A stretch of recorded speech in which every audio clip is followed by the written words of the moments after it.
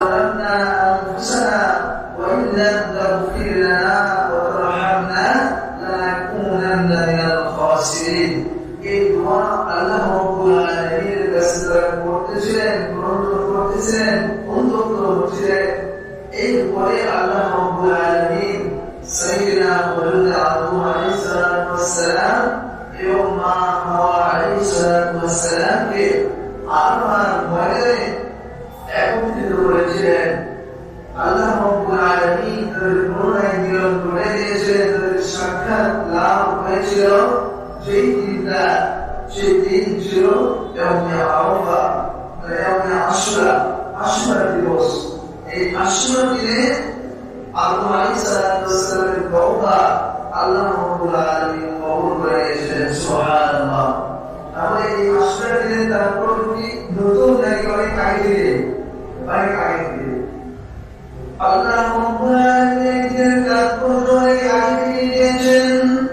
যেদিন আল্লাহ রাব্বুল আলামিন আসমান সমূহ সৃষ্টি করেছেন, জমিন সৃষ্টি করেছেন, গোটা পৃথিবীর সব কিছু তিনি সৃষ্টি করেছেন। সেই দিনটা ছিল 10ই মুহররম, আশুরা দিবস। সুবহানাল্লাহ। শুধু তাই নয়, আল্লাহ রাব্বুল আলামিন সাইয়্যিদনা হযরত আদম আলাইহিস সালাতু ওয়াস সালামকে যেদিন পৃথিবীর জমিনে প্রেরণ করেছেন, সেই দিনটা ছিল আশুরার দিন। এরকমভাবে আল্লাহ রাব্বুল আলামিন যুগে অনেক জাতির উদ্ধার এবং বদর এই আশুরার দিন মুহররমের এই 10 তারিখে সংঘটিত করেছেন। আমরা সকলেই জানি হযরত নূহ আলাইহিস সালাতু ওয়াস সালাম 950 বছর পর্যন্ত একের পর এক তার কওমদেরকে, তার গোত্রের লোকদেরকে চালিয়ে গিয়ে দাওয়াত দিয়ে যাচ্ছিলেন আল্লাহর দিকে। সেই সময় তারা হযরত নূহ আলাইহিস সালাতু ওয়াস সালামের দাওয়াত গ্রহণ করেন নাই, বরং নূহ আলাইহিস সালাতু ওয়াস সালামকে এত বেশি বাধাগ্রস্ত করেছিল। হযরত নূহ আলাইহিস সালাতু ওয়াস সালাম পাথরের নিচে ঢাকা হয়ে গিয়েছিলেন। তারা ভেবেছিল নূহ এই পৃথিবীতে বেঁচে আমাকে সে আমাদেরকে গিয়ে দেখা করে কথা বলতে পারবে, দাওয়াত দেওয়ার কোনো বিশ্বাস করতে পারবে না। এরকম মৃত্যু নিশ্চিত মনে করে তারা হযরত নূহ আলাইহিস সালাতু ওয়াস সালামকে ফেলে দিয়ে চলে গিয়েছিল। হযরত নূহ আলাইহিস সালাতু ওয়াস সালাম এই কঠিন দুরবস্থা থেকে আবার সুস্থতা লাভ করলেন। পরের দিন সকালবেলা তিনি আল্লাহ রাব্বুল আলামিনের একত্ববাদের তাওহীদের দাওয়াত দিয়ে তাদের দরবারে হাজির হয়েছে। বারবার এভাবে দাওয়াত দিয়েছেন আর বারবার হযরত নূহ আলাইহিস সালাতু ওয়াস সালামকে ওই কষ্ট দিয়েছিল।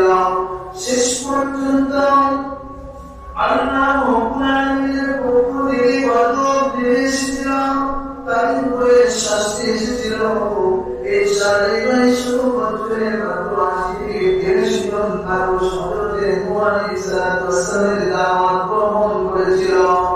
এই সমস্ত মানুষগুলো হযরত নূহ আলাইহিস সালাতু ওয়াস সালামের সত্য দাওয়াতকে গ্রহণ করে আল্লাহকে রহমত হিসেবে মেনে নিয়েছিল। ওই সমস্ত মানুষগুলোকে হযরত নূহ আলাইহিস সালাতু ওয়াস সালাম তার কিস্তির উপরে দিয়েছিলেন, আর তার গোটা জাতিকে, গোটা নাফরমান জাতিদেরকে আল্লাহ রাব্বুল আলামিন কঠিন থেকে কঠিন প্লাবন তাদেরকে নিশ্চিত করে দিয়েছিলেন, ধ্বংস করে দিয়েছিলেন।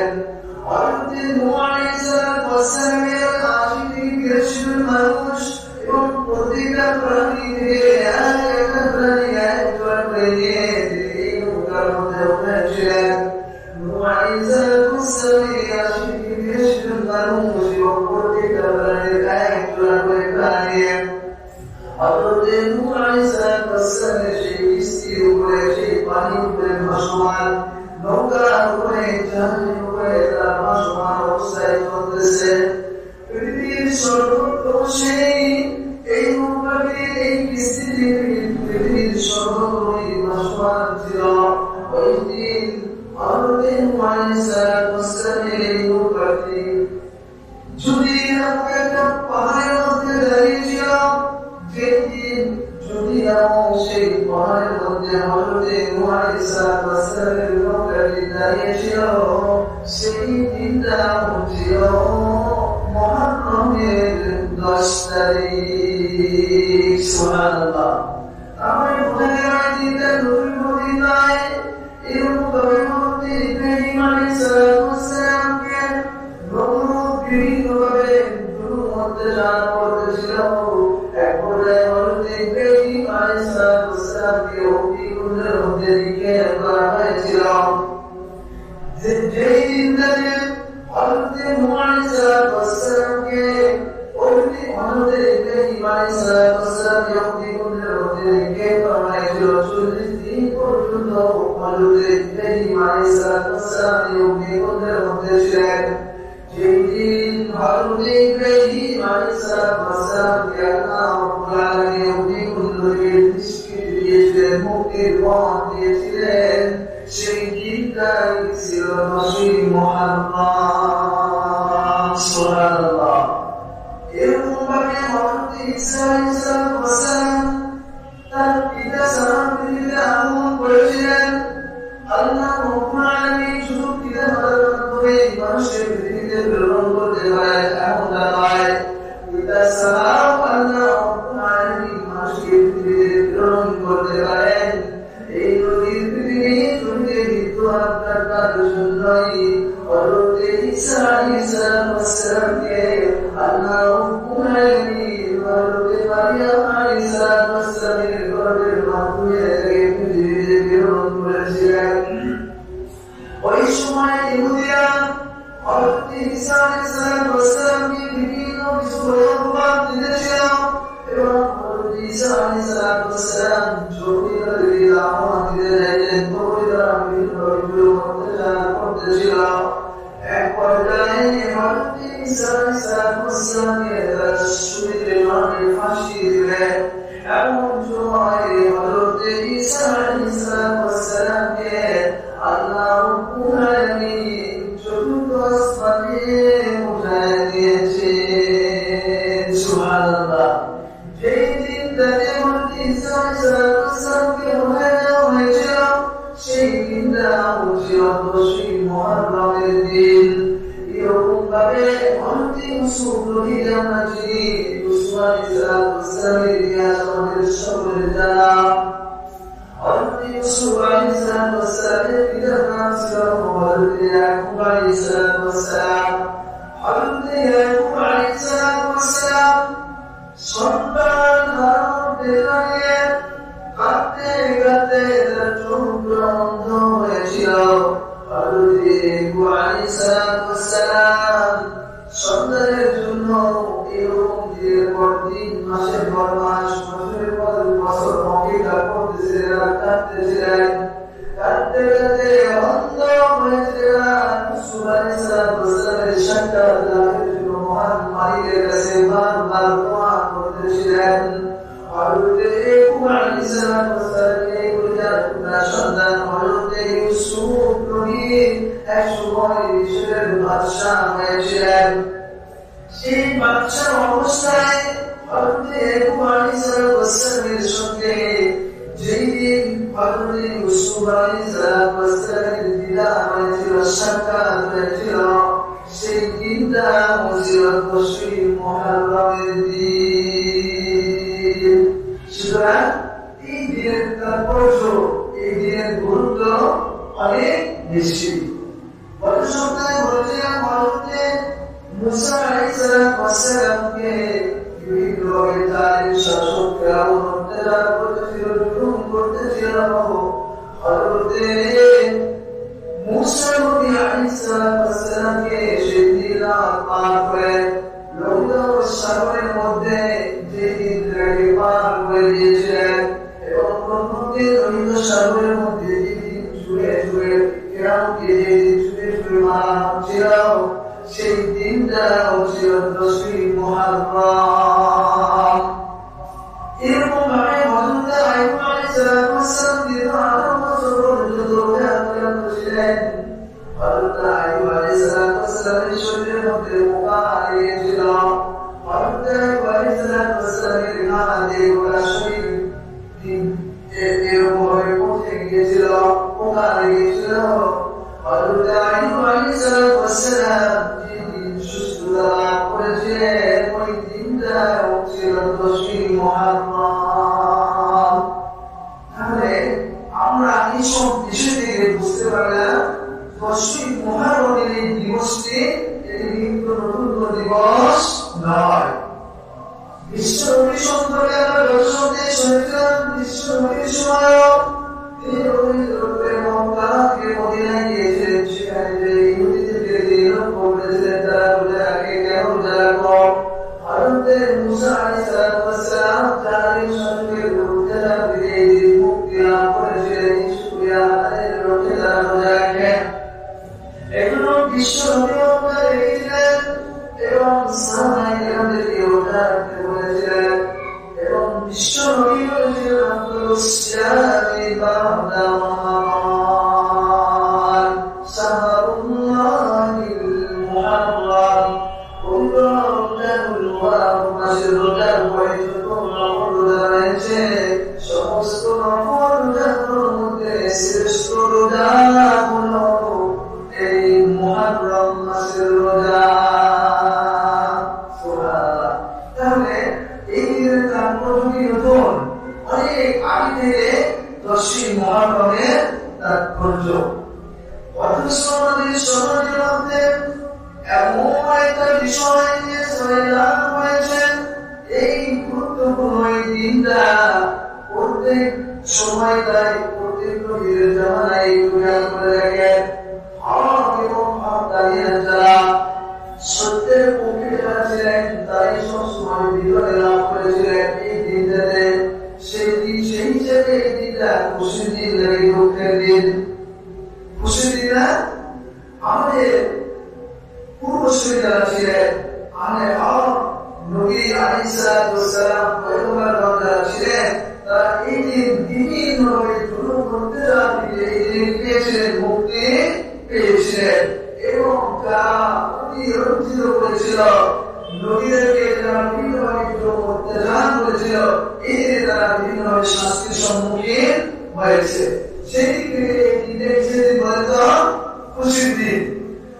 কিন্তু পরবর্তীতে বিশ্ব চলে যাওয়ার প্রায় 14 বছর পরে, প্রায় 50 বছর পরে একটা হৃদয়স্পর্শী মর্মান্তিক একটা ঘটনা ইংরেজি করে গিয়েছিল কারবালার প্রান্তরে। হযরত হুসাইন রাদিয়াল্লাহু তাআলা আনহুকে নির্মমভাবে হত্যা করা হয়েছিল। এই কারণে এক শ্রেণীর মানুষ এই 10ই মুহররম মাসেই তারা বিভিন্নভাবে আতশবাজি করে, তারা তাজিয়ে করে, বিরাম করে, এরকম কালো কাপড় পরিধান করে খালি পায়ে রাস্তার মধ্যে হযরত হুসাইন রাদিয়াল্লাহু তাআলা আনহু মূর্তি বানায়া মূর্তির নাই প্রতিমাকে যেরকমভাবে বিরোধীরা বিসর্জন দেয়, প্রতিমাকে এরকম রাস্তায় গাড়ি ঘোড়ায় ঘোড়ায় এরকম পানিতে রেখে করে এরকম ভাবে হযরত হুসাইন রাদিয়াল্লাহু তাআলা আনহুর ছবিকে এরকম ভাবে প্রতীক বানায়া তারা এরকম ভাবে শহরের মধ্যে ঘোরায়। আর তারা হায় হুসাইন বলে আফসোস করতে লাগে, দুঃখ করতে লাগে, শোক মাতম তারা করতে লাগে। একটু খেয়াল করেন, ইসলামের মধ্যে জন্ম দিবস, মৃত্যু দিবস পালন করার কোন নিয়ম নাই। আমরা জন্ম দিবস এবং মৃত্যু দিবস পালন করাকে বিদআত বলেন। কি বলেন? বিদআত কাকে বলে? অতীতে বলেছিলাম ইসলামের নামে নতুন কোন জিনিস আবিষ্কার করার নাম বিদআত। ইসলামের নামে নতুন কোন জিনিস আবিষ্কার করার নাম হলো বিদআত। আর যারা বিদআত করবে এই সমস্ত বিদআতকারীদের ঠিকানা হলো জাহান্নাম।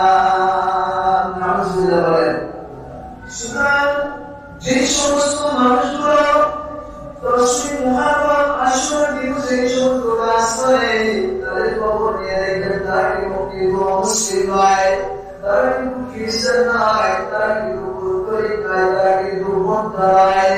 খবর দিয়ে দেখা যাবে ওই সমস্ত মানুষগুলো আমাদের জাতি মুসলমান জাতি।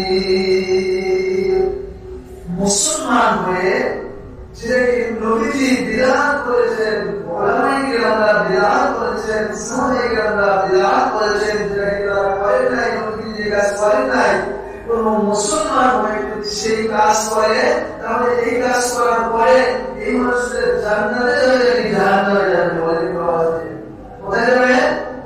জাহান্নামে। আমরা ওই সমস্ত ভাইদেরকে জাহান্নাম থেকে ফিরানোর জন্য, তাদের পক্ষে, তাদের ভাইয়ের জন্য কি করতেছে আজকে বলতেছি। একটু খেয়াল করেন, কেন ইসলামের মধ্যে মৃত্যু দিবস নাই, কেন এরকম ভাবে শোক দিবস নাই? বিশ্ব নবী সাল্লাল্লাহু আলাইহি ওয়াসাল্লাম বলেন, লাইসা মিন্না মান দারাবাল হুদুদা ওয়া শাক্কাল জুয়ুবা ওয়া দাআ বিদাওয়াল জাহিলিয়া। বিশ্ব নবী জনাবে মুহাম্মদ রাসূলুল্লাহ সাল্লাল্লাহু আলাইহি ওয়াসাল্লাম বলেন, শোকে দুঃখে যদি কোন ব্যক্তি এরকম ভাবে মাতম করে, এরকম ভাবে নিজের বুক জানার বুক ফেলে আফসোস করতে থাকে, হায় উদাস করতে থাকে, জাহিলিয়াতের যুগের মতো, জাহিলিয়াতের যুগের মানুষগুলো যেরকম ভাবে শোকে দুঃখে তারা হায় উদাস করতেছিল, আফসোস করতেছিল, দুঃখ প্রকাশ করতেছিল, শোক পালন করতেছিল, ওই জাহিলিয়াত যুগের মানুষগুলোর মধ্যে যদি কোন মানুষ এরকম ভাবে শোকে দুঃখে এরকম হায় উদাস করতে থাকে, বিশ্বনবী জনাবে মুহাম্মদ রাসূলুল্লাহ সাল্লাল্লাহু আলাইহি ওয়াসাল্লাম তাদের ব্যাপারে খুব কঠিন হুঁশিয়ারি উচ্চারণ করে বলে, ওই সমস্ত মানুষগুলো আমি নবী মুহাম্মদ রাসূলুল্লাহর উম্মতের অন্তর্ভুক্ত